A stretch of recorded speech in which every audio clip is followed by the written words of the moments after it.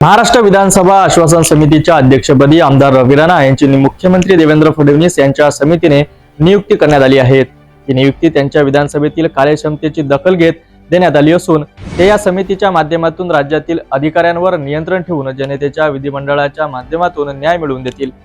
आश्वासन समिती म्हणजे काय?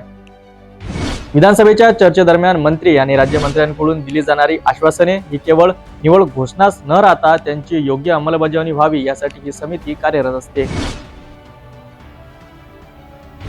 मंत्र्यांकडून दिलेल्या आश्वासनाची पूर्तता होणे की नाही हे पाहणे, संबंधित विभागाच्या वरिष्ठ अधिकाऱ्यांचा समज पाठवून स्पष्टीकरण मागविणे, विधिमंडळाच्या अधिवेशनात दिलेल्या आश्वासनाबाबत वेळोवेळी पुनरावलोकन करणे, जनतेच्या प्रश्नांना न्याय देण्यासाठी प्रशासनाला कारवाईस भाग पाडणे, अध्यक्षांचे अधिकार व जबाबदाऱ्या।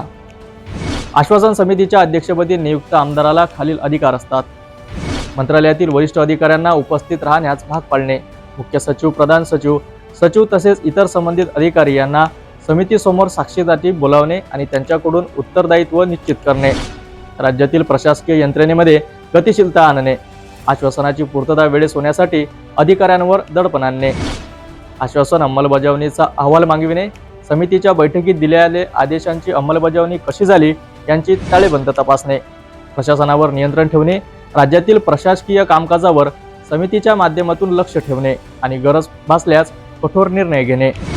रवी राणा यांची भूमिका आणि अपेक्षा। आमदार रवी राणा हे चौथ्यांदा विधानसभा सदस्य म्हणून निवडून आले असून त्यांची आपल्या कार्यकाळात जनतेची भूमिका घेतली आहे।